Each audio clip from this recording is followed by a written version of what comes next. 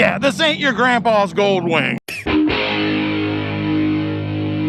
What's up, weirdo? Shade Tree Surgeon here, and I'm at Burt's Barracuda. It doesn't look like I'm at Burt's Barracuda, but I promise you I am. One of my favorite things about Burt's Barracuda and Burt's Black Widow is that they take anything on trade. And when I say anything, I mean anything. Their motto is they don't have to feed it or clean up its turds. They'll take it in on trade. Everything from Pokemon cards to katanas, coins, gems, precious metals, you name it, they take it in. It makes for some really interesting stuff on the floor here. So you really never know what you're gonna find when you come into Burt's, and kind of cool to come up here right now and find freaking fifth wheel Flagstaff trailer that somebody traded in for sale right now. And that's really cool that this is here. And yes, we're here because there's always interesting trade-ins at Burt's, but we're gonna go a little more interesting than this trailer right here, although this is pretty cool. They got a lot of stuff in the metric section right now, which is where I usually always go first to see what deals they have. Everything from scooters, TBR 1000s, V-Stars, GZ 250s, Honda Shadows, KLR 650s, but that's not what we're looking at today. Should I say we weren't looking at them, but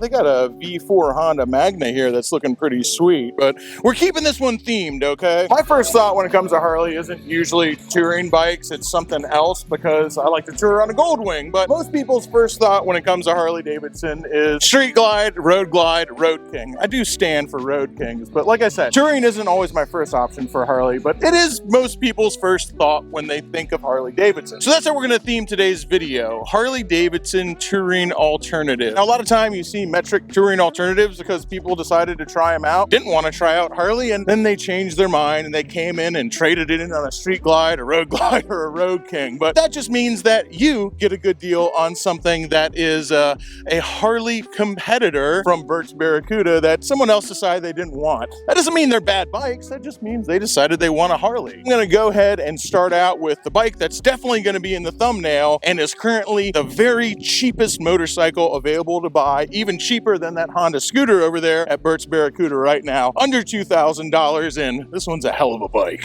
In the year 2024, $1,600 doesn't get you much in the world of motorcycles. In fact, it doesn't even get you an exhaust system for most bikes. In fact, I wouldn't have even bought the exhaust system that's on this bike right now. But $1,600 at Burt's gets you this.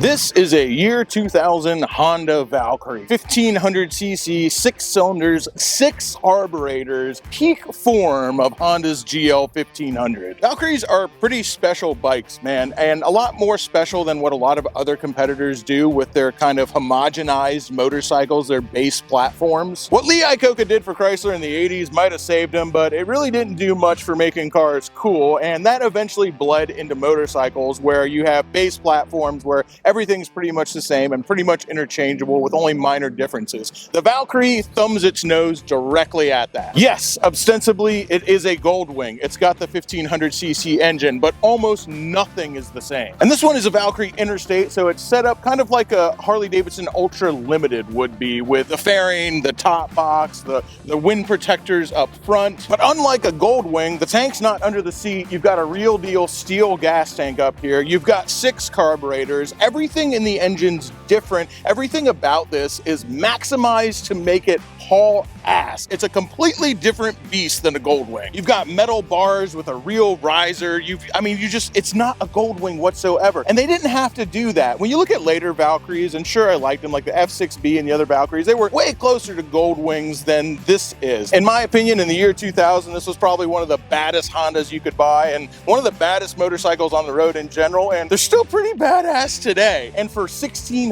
$1,600, this motorcycle could be your motorcycle. Not only is that a good deal, it's probably, I'll be honest with you, for a Valkyrie 2000, I think might have been the last year of the 1500 Valkyrie. That's probably the best deal I have ever come across at Burt's Barracuda. Anyway, that's enough yapping about the Valkyrie. Let's ride it. 1,600 bucks. This thing is $100 more than I paid for my 1989 Goldwing. You can't even get that anymore. That Cobra 6-into-6 exhaust. While it's not incredibly rare to find on one of these bikes, it's rare enough because you can't buy it anymore. God, sounds good though, dude. I don't know everything that's different in the internals of these, whether it's different camshafts or what's going on in the engine, but the engine has a completely different sound than when you put exhaust on a GL 1500 Goldwing. It just sounds, I don't know if it's a Cobra exhaust or what it is, but it's different, as in better. Woo-hoo! Oh my God, dude, this thing sounds bad as hell. I don't know how you could have a Valkyrie and not have the Cobra exhaust on it. It just sounds, it sounds so freaking mean, dude. This thing sounds like a Porsche on the track getting after it. I don't care if it's supposed to be a touring bike and you want it quiet, dude. That exhaust is where it's at. Just riding this thing around a little bit, I can tell it would definitely need neck bearings, but for 1,600 bones, dude, I don't know what you're gonna be complaining about. And pretty much any old Goldwing needs neck bearings, mine included.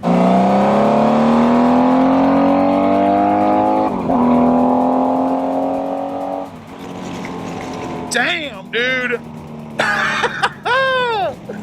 That is just one of the best sounding engines in the world. I wish you could make a Goldwing sound like this, because if you could, I'd rip that exhaust off the Bangkok Bagger in a heartbeat. It just sounds like a Porsche on the track, dude. It really does. None of that namby-pamby water-cooled Porsche crap either. Good old-fashioned air-cooled one. It's crazy what a difference, just like what an acceleration difference 6 carburetors make. And I know everyone's gonna say, Shade Tree Surgeon, your Goldwing only has 1 working carburetor, so you can't talk about what it feels like to have 6 and what the difference is. But I've ridden Goldwing 1500s with 2 perfectly working carburetors. And I'm telling you, the 6 carbs on this, they make a difference. And I don't know if we'll ever see something like this from Honda again. The Valkyrie's days may be over. Did make an 1800cc Valkyrie, although in the styling department, it definitely divided people. Now, I like it, but I like ugly motorcycles. Most people think that it just looks like a gigantic oversized Grom. I would say that these Valkyries, whoa, baby! What was I saying? Damn, dude, get after it. Woo-hoo. Anyway, I would think that these old naked Valkyries with the steel tank and the way they look, they're just so much freaking cooler than the 1800 ones. And I don't know, if I want a Valkyrie, like I'm in the market. I don't think this one, because I don't want the interstate version. This would be great for someone if you want a touring model that still sounds bad as hell and it's got the fairing and the top box and the hard bags. Like I said, this is literally the equivalent of a Harley Davidson Ultra Limited. This is a full dress tourer, but with big balls. I do want a Valkyrie. I've got my wandering eye. I've got my evil eye set on getting a Valkyrie, but I want a naked version. Now, if you want a touring version, like I said, 1,600 bucks, baby. Give Bert's a call. This bike could be your bike. And trust me, even though it's fully faired, the interstate, it can get just as rowdy as you want. In fact, there's a creator here on YouTube who has an interstate Valkyrie who freaking stunts the thing.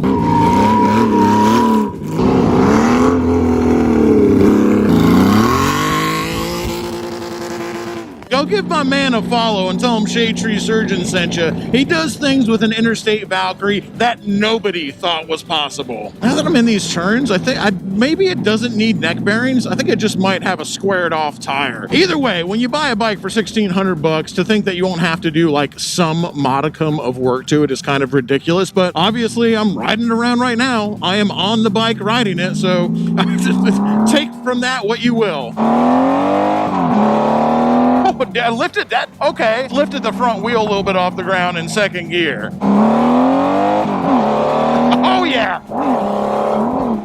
Dude, if you're on a bike that looks like this and you slam it into second gear and it's pulling the front wheel off the ground, this bike is rowdy. A GL 1500 ain't pulling that move, baby. Yeah, I probably shouldn't be pulling wheelies on a bike that I don't own, but it does them so easily. Oh, baby, come on. Yeah, this ain't your grandpa's gold wing. It's crazy, dude. This thing is wild, man. GL 1500 Valkyrie was an amazing motorcycle. And I love Shay Lisi's F6B, and the 1800 Valkyries certainly are super badass, but this one was a certified ripper, dude. Honda nailed it with this one. It go good, it stop good. 1600 bucks, dude. If this wasn't an interstate version, I wouldn't be putting it in the video. I would be buying it. All right. That's enough beating on the Valkyrie. After all, this bike is gonna belong to somebody pretty soon. Whenever I do these videos on a cheap bike, comments are always like, bike's already gone, bike's already gone. I always do these videos like the day before I upload my video and release it on YouTube, because I want people to have a chance at the motorcycles. I want someone from the army, someone out there in the audience to get it. So if you want it, give Bert's a call, but I would do it quick. What's really funny about this 1500 Valkyrie is that even though it is 24 years old and nowhere near the technology and probably not even as fast as the other two motorcycles that are also Harley alternatives that we're about to test out, it's probably way easier to get sideways and rip wheelies on this thing than it is any of the other bikes we're about to test. But let's go ahead and check them out. This is a 2016 Indian Chief Vintage in a colorway that, according to who you ask, is either the most putrid color combination that has ever existed or something that grows on you, much like a fungus. You guys who know me, you already know that I'm down with the fun guy, baby. I like to expand my mind, and while I probably wasn't the biggest fan of this when it came out, the color combo has grown on me. Maybe it was just the accumulated hate of everyone else that made me love it, but I'm not questioning it too much. I like it. That and the fringe, baby. I am a sucker for fringe. Fringe on the bags, the floorboards, the levers. I dig it. I like it. I'm not gonna lie to you, man. And there was probably a time in my life when I was younger, sometime in the early 2000s or the late 90s, when I thought fringe was probably the lamest thing you could put on a motorcycle. But hey, man, time changes all things. Time waits for no man. And now in the year 2024, call it what you want, but now I love it. I've talked mad crap about Indians over the years. Mad crap. A lot. Not just because I talk crap about Polaris, their parent company, and just their marketing strategy and how they just sort of like gouge into the idea that they're a Harley alternative instead of standing on their own 2 feet. That's really annoying to me, but that doesn't mean they make a horrible product. In fact, I'll be honest, I don't know a whole lot about their products. I've only ever ridden one air-cooled Indian before this. I did ride the liquid-cooled one, the Challenger. That one ripped. Loved it. And the last one I rode was a freaking long time ago, so this will be a new experience for all of us. This motorcycle, a hell of a lot more expensive than the Valkyrie we rode at $12,000, but still, for 12 grand, I don't know what these things cost brand new, but I gotta imagine it was $18,000 to $20,000. This thing's got 22,000 miles on it. To me, it looks like the equivalent of a Harley Davidson Road King, especially when they make those heritage Road Kings that they did back in the day with the leather bags. But again, enough yapping about this Indian. Let's put a couple miles on it.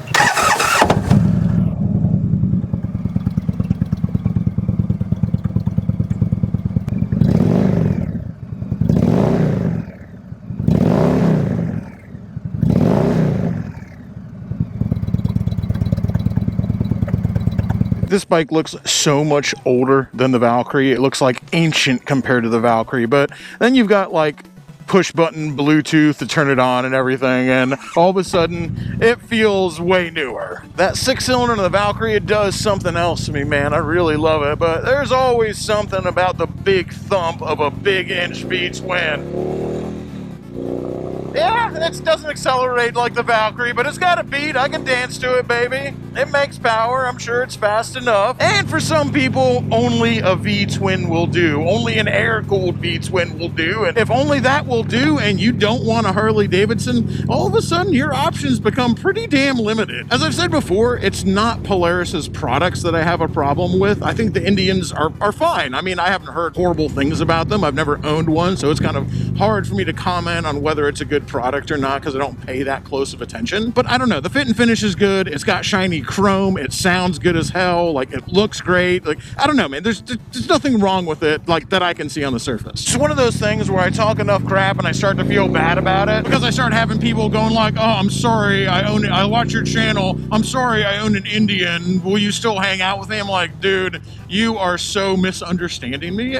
The same thing happened with Harley Davidson, man. Back in the day, I made a few videos critical of some stuff that Harley Davidson Davidson was doing, and I had people DMing me apologizing for owning a Harley. I'm like, bro, I like bike. I like Indian. It's Polaris that I talk crap about because they do a bunch of dumb, big corporate stuff, and it's just stupid, and it's easy for me to make fun of. And I just like to talk shit. Why do you think I have 5 gold teeth? It's like my grandpa always told me when I was a little boy. He told me, Josh, listen up. You're gonna die laughing at one of your own jokes. You know, I really didn't know what he was talking about till I got punched in the mouth for the first time. I keep wanting to compare it to a Road King, and I'm like, what's missing? Something feels different, and it's the rubber mounting. So I assume that this is, I assume this is not a rubber mounted engine. I feel like I'd be able to feel it, and if it is rubber mounted, they've got a hell of a counterbalancer on it, because you can feel just a little bit through there, so maybe it is, but it's definitely not shaking you around like a Road King, a Street Glide, or a Road Glide does. In that sense, I would say maybe it feels just the slightest bit clinical, but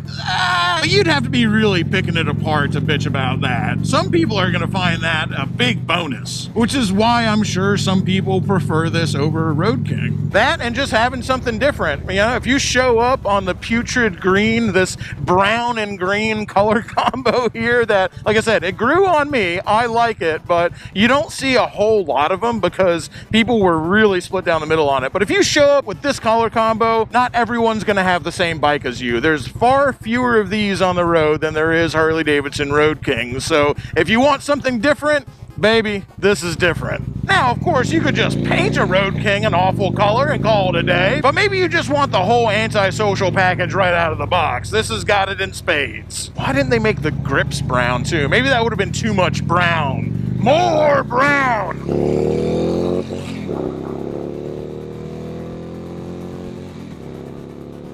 It moves!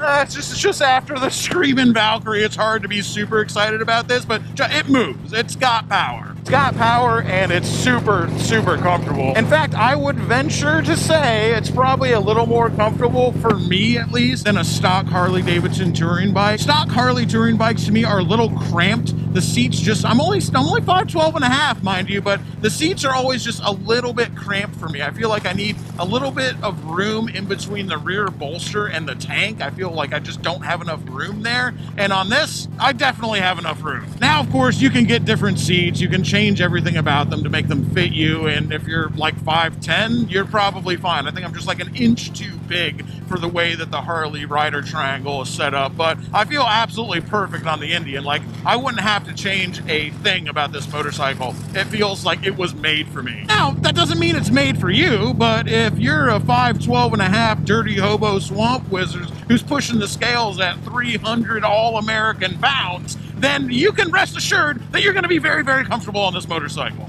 Handles a lot better than the Valkyrie too, which isn't saying much since the Valkyrie probably had squared off low air pressure tires, but it handles well, and probably even when the Valkyrie was in top fighting shape, it probably still handles better than the Valkyrie, even though people are just so loath to say that an American bike can outhandle a Honda. But the Valkyrie's a big old cruiser that was made 24 years ago. This is a brand new bike. Technology has gone places since then. And yeah, that engine might be a gigantic air-cooled push rod lump of a motor. The engine ain't a low-tech engine. It's just wearing low-tech clothes, man. It's called slumming it, and Harley does the exact same thing. I've heard now that Indian is kind of getting away from all the Native American imagery on here. I don't really care. I promise you, I do not give one single fuck. Although I'm sure there's somebody out there on YouTube screaming about, go woke, go broke.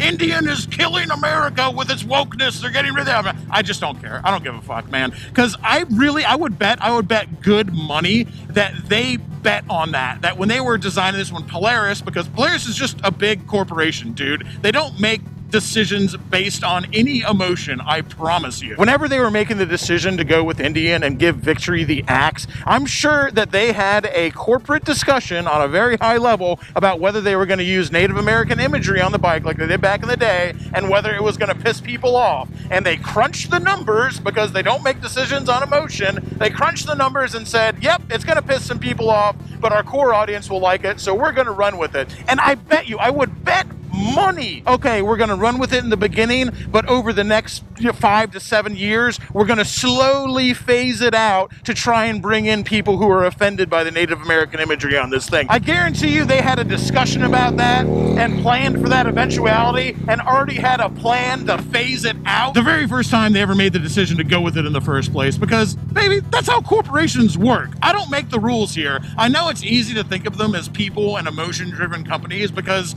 that's what their advertising tells you, but that just ain't the way it is. And that's why I make fun of Polaris so much, because to me, they are the most brazen company out there when it comes to cultivating a false image. They're just like the most obvious pandering company in the room. The pandering levels at Polaris are out of control. It's literally Lifetime made-for-TV movies amount of pandering over there, and that's why I like to make fun of them. Is the product bad? Nah, man, this is a nice bike. I dig it. It's comfortable, it moves, it sounds good, it looks good. Ain't nothing wrong with Indians. That doesn't mean I'm not gonna talk shit, though. $12,000 for this bike? Give Bert's a call if the putrid green is your deal, baby. And even though it's a whole lot more than the Valkyrie, once again, I have a feeling that this thing will not last long. When it comes to metrics outside of that Valkyrie, this is far and above the most interesting bike on the floor to me. I love the BMW R18. 1800 cc's, opposed twin. This is the bagger version. They may have some special names for it, but it's basically like a street glide. It's got a fairing on the handlebars. It's got hard bags back here, but no top box, kind of like the stripped down, we'll call it the bagger look. There's a few reasons I like this bike. First off, I love the way it looks. A lot of people hate it. They just aren't into it. These gigantic cylinders on the side just aren't their thing. It's 100% my thing. I love it. But more than just the way it looks, it's the idea of it that I love. It's the fact that BMW is following their heritage engine configuration. And I feel like it's where Japanese bikes really drop the ball, with a slight exception to Honda, who still makes a flat six. Pretty much all Japanese motorcycle manufacturers, they could have had V4s in the 80s and they chose to abandon them. They were all making them, and that could have been the Japanese heritage engine configuration. Much like the L twin is from Italy, Moto Guzzi has the transversely mounted V twin. And you could say the Japanese are doing a lot with parallel twins today, but that was England's thing. Triumph made parallel twins. That's their heritage engine configuration. Not that they have a moratorium on it, but Japan was trying to put Triumph out of business when they started making them. Of course, the American V twin, and then the German opposed twin. BMW has done a great job of paying homage to their heritage with this motorcycle, and I just really love the idea of it, because motorcycles don't have to be perfect. They don't have to have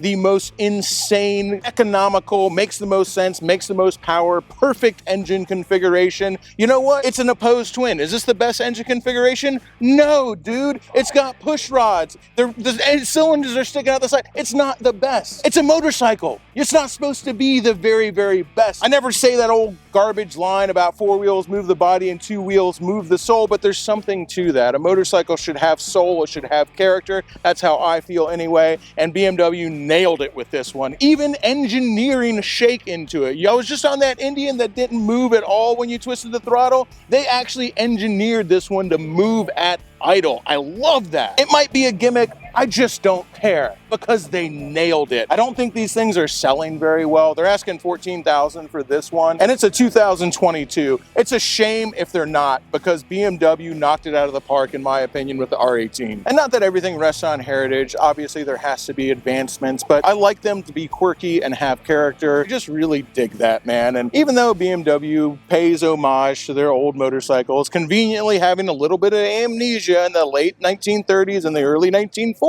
that's okay. I don't blame them. It's just, I love it. They did a good job. Again, enough yapping. Let's put some miles on this thing.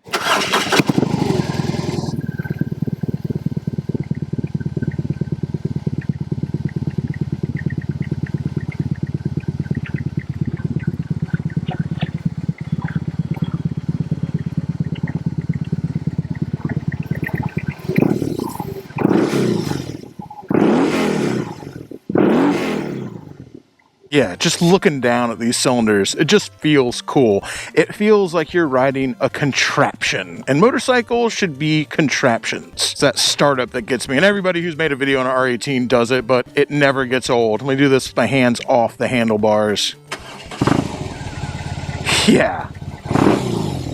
that twist, dude. It just feels cool. Yes, reject gizmos, embrace contraption, go back to monkey. I don't want to feel like a motorcycle's transporting me. I want to feel like I'm piloting some sort of steampunk Rube Goldberg device.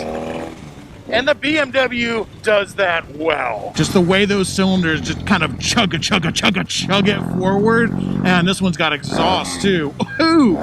Even while you're going down the road, you give it a rev like that and it turns over, you can feel all that metal moving down there. I love that, man. And some people don't. Some people wouldn't like it. They go, I don't want, it doesn't feel safe. It doesn't feel safe. I feel like I'm gonna fall over. It doesn't feel good. I can't believe it moves around like, dude, shut the fuck up. Motorcycles are supposed to be fun. And doing that, that's fun. Of course, I'm used to that from my Triumph Rocket 3, so it doesn't feel weird to me at all. Maybe it'd take you a little bit getting used to, but like I said, think more Rube Goldberg machine and less polished gizmo. Very distinctive BMW sound too. Maybe that's why I love the BMW so much more than the Indian, because this is not trying to be a Harley Davidson at all. Now, Indian might have covered their bike in ceremonial headdresses and lots of leather fringe, but they're just trying to take a share of Harley's pie. And while, yeah, this does look like a street glide with the way it's set up like a bagger, I'm telling you, nothing about this is Harley Davidson, and everything about it is straight up BMW. Indian is at a little bit of a disadvantage because it's also an air-cooled American V-twin, and BMW has this strange engine configuration heritage to lean on that I don't think it's actually true, but I like it, so I just say it like it's the truth, that this is just an airplane engine with some of the cylinders knocked off, and that's where they got the idea from. But they did not try to make it a Harley whatsoever. All they did was try to make it more BMW. BMW, but bigger, louder, more raw. Just oozing character, and I love that about this bike. It is unapologetic. In fact, in the past 5 years, I will tell you, I think that the BMW R18 is one of my favorite new motorcycles to come from any manufacturer. This would blow the Indian out of the water. It'd beat the Valkyrie too. This thing scoots. Achtung, baby, let's go. What's really funny about the BMW R18 specifically is when it came out, I was actually offered a deal from BMW. They must not have known about all my extracurricular activities on other websites with the lovely ladies of Shade Tree Surgeons, Labor Ranch for Wayward Girls. But since they didn't do their research on me and my lewd and lascivious past as a known pornographer, they offered me a BMW R18 and I actually turned it down. I always go back to that, and part of me wishes I would have taken it because free bike, like, come on, dude, free motorcycle, that would have been awesome. But I don't feel bad about turning it down, even as much as I would want one. And even now where I'm like, dude, if I was to buy a brand new bike, it might be an R18. I would really consider buying this as a brand new bike. If I could afford it. I don't really have R18 scratch. But anyway, what I'm saying is this is an amazing bike. And if I had taken one, I wouldn't feel okay telling everyone that it was an amazing bike. I feel like my opinions would be colored and that I wouldn't be able, like, I don't know, man. It's weird. I'm not taking anything away from anybody else who did take the deal. There are people who are very close friends of mine who took BMW R18s and they're telling you guys that they're amazing bikes. And I'm telling you right now, as somebody who turned down that deal, who was sitting at the same table and said no, they're not lying. This bike is freaking amazing, dude. This bike rocks. It's an awesome motorcycle. I love everything about it. They are telling the truth. Maybe that makes me the stupid one because I could have taken it and had my misgivings and then found out it was actually an awesome bike. I just don't know, man. But I've always been the kind of dumbass who'd kick his own ladder out from underneath him just because I enjoy climbing. I would say mama didn't raise no fool, but she didn't really raise me, and I'm definitely a fool. Yeah, I love everything about this bike. The R18 is a stellar motorcycle. It's fast as hell, it sounds good, it's quirky, it's a contraption, it's got big Rube Goldberg vibes. And that's what Shade Tree likes in a motorcycle. This one definitely ain't free at 14 grand, but it's a hell of a lot cheaper than you're gonna be able to buy one from a BMW dealership for. Yeah, maybe I did mess up by not taking the BMW deal. Oh well, can't go back in time. No use crying about it now. I wonder what they traded this in on. Trust me, dude, I'm allowed to say whatever I want, so I don't have to sit here and be like, oh, well, they traded in, but you should definitely buy a Harley from Burt's. Like, first off, you can buy this bike from Burt's and get your BMW, but I wonder what they traded it in on, because it would have to be one hell of a motorcycle from Harley for me to choose it over this motorcycle. Now, there's other things to think about, of course, the Harley-Davidson dealer network, service, upgrades, all that stuff. Like, obviously, that's a lot better with Harley, but just like straight up metal on the showroom floor, it'd be hard for me to pick any Harley-Davidson unless it was just like a rip-roaring 131 over this motorcycle. Or maybe they went for the full dresser, and maybe they got like an ultra limited or something like that. I don't know. I am curious, though. If you're watching this and this was your bike, let me know what you traded it in on. Maybe one day I'll get one. Like I said, they're out of my price range now, but in a few years when these things start creeping down, hopefully start creeping down into the 4-figure mark instead of the 5-figure, maybe then I'll be taking a little bit of a harder peek at them. And even though this is definitely going to take the cake as the most tempting bike I've test ridden today, I already know it's out of my price range, 14 grand. It's a little too rich for me. Of course, there's financing. I ain't got nothing against financing, but I think that I'm going to avoid asking that question today. All right. Let's put this thing away before I get too tempted to test out that credit score theory, because I actually know that Harley-Davidson will finance just about anybody. So I do know that. I'm just pretending like my credit score is too bad to even ask. We're just going to leave it at that, because the answer might not be the one I'm looking for, and I'm not looking for yes. And we might have tested nothing but Harley-Davidson alternatives today, but if Harley-Davidson is your thing, there is plenty of that on the floor as well. There's no shortage of metal with Harley-Davidson stamped on the side of it at Burt's Barracuda, and there's plenty more metric bikes we didn't test. Like I said, there's a KLR 650 over there, V4 Honda Magna, GZ250, Honda Reflex scooter, a couple of CBR 1000. You never know what you're gonna find. There's a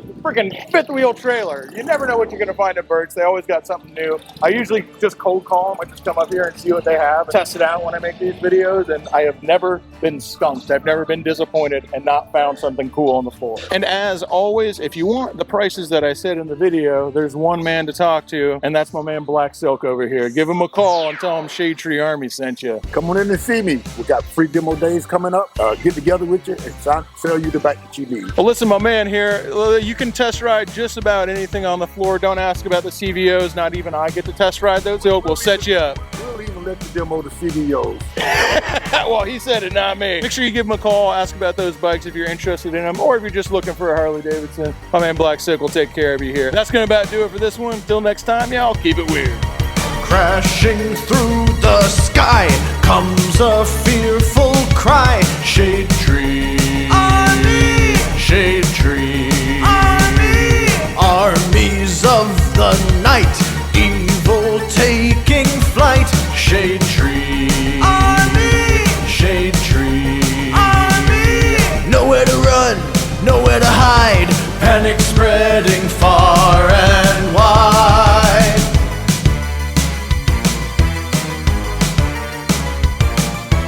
Can the world oppose the deadliest of foes? Shade Tree Army, Shade Tree Army, who will risk it all to end the evil call of Shade Tree Army, Shade Tree Army. They never give up, they never say die, walking tall with banners high. Shade Tree Army, a ruthless gang of scum, villains, freaks, and bikers determined to rule the world.